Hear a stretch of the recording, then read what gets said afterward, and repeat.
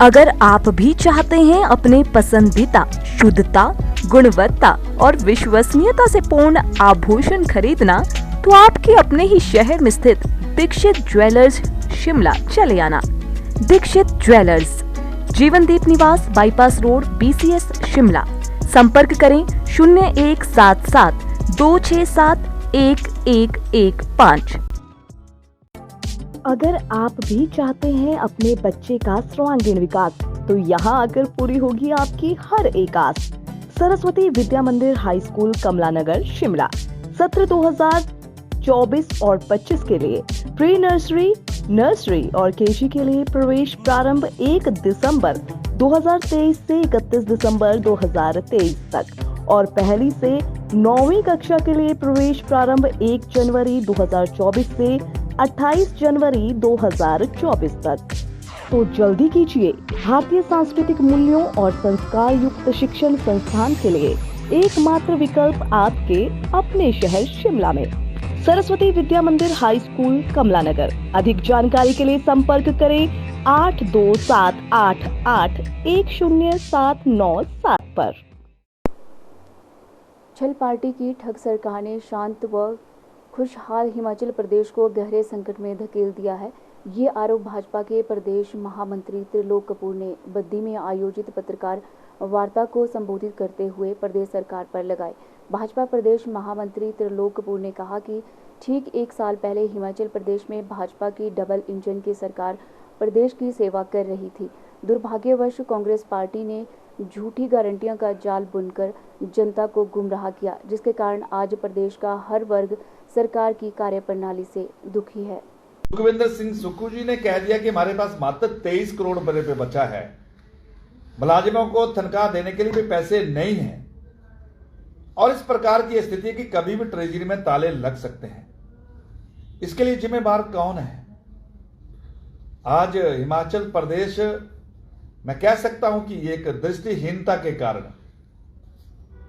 अनुभवहीनता के कारण आज हिमाचल प्रदेश एक बहुत बड़े गहरे संकट में खड़ा हो गया है। आज जिस भी क्षेत्र की आप चर्चा कर ले, आज लॉ एंड ऑर्डर की आप चर्चा करें, तो जिस प्रकार से 1 वर्ष के शासन काल में 67 हत्याएं, चंबा से सिरमौर तक कोई ऐसा क्षेत्र नहीं है जहां पर कोई ना कोई हत्या का मामला ना जुड़ा हो।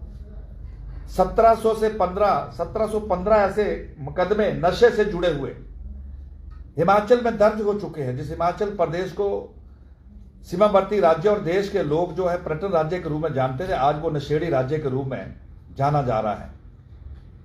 इसके पीछे कौन लोग जिम्मेदार हैं? कौन सरकार जिम्मेदार है?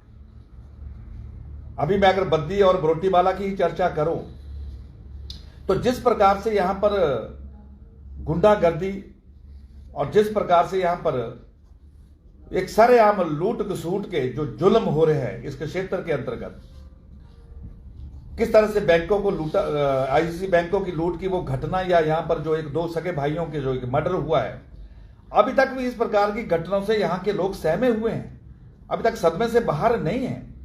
ये किस प्रकार का शासन और किस प्रकार का ये जंगल राज हिमाचल प्रदेश में 1 वर्ष के कालखंड में, हम सब इसको देख रहे हैं।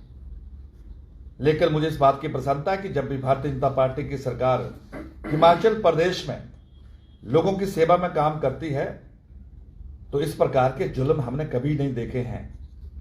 किसी की हिम्मत नहीं होती थी इस प्रकार के कृत्य करने की।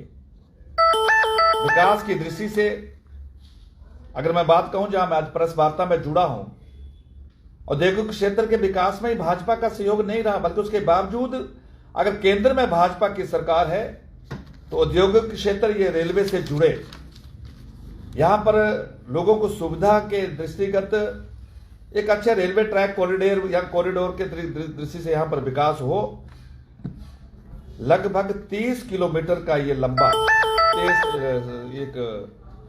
ये पैच जो है ये बनकर तैयार होगा और उसके लिए लगभग 1500 करोड़ रुपए की व्यवस्था, जिसमें कुछ प्रदेश का भी कंट्रीब्यूशन होगा और केंद्र सरकार ने पहले ही हामी भर दी है और बड़े जल्दी वो उस दिशा में भी प्रयास जो है वो शुरू होंगे। इस प्रकार की सोच के साथ काम कर रही है। लेकिन मित्रों, दुख एक ही बात का है कि जिस प्रकार से हिमाचल प्रदेश में कांग्रेस पार्टी के परिवार में जो अंतर्कलह मची है, कहीं ना कहीं ऐसी प्रकार की घटनाएं और इस प्रकार का जो एक कांग्रेस का विकास का जो मॉडल है, जिससे हिमाचल प्रदेश के लोग ठगे ठगे से महसूस हो रहे हैं, इसका हिमाचल के विकास पर भी असर पड़ा है। और आने वाले समय में हिमाचल प्रदेश की राजनीतिक तस्वीर क्या होगी, किस प्रकार का ध्रुवीकरण होगा, इस प्रकार की आशंकाओं को भी हम नकार नहीं सकते हैं।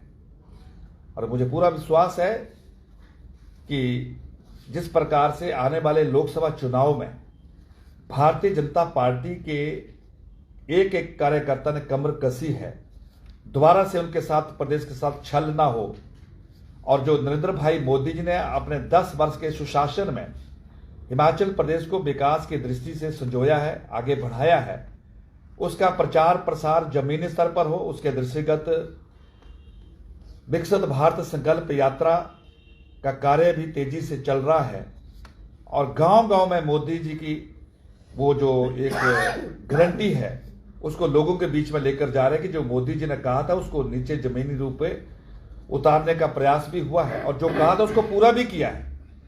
उसका भी लोगों में एक व्यापक उत्साह है, और मैं कह सकता हूं कि कार्यकर्ता की तैयारी और मोदी जी का जो कार्य, इस प्रकार का संगम हिमाचल प्रदेश के आने वाले लोकसभा चुनाव में 19 से भी ज्यादा ताकत के साथ हिमाचल की जनता मोदी जी को अपना आशीर्वाद देगी। ये भी आज मैं आपके बीच में इस बात को रखना चाहता हूं। Bureau report, city channel.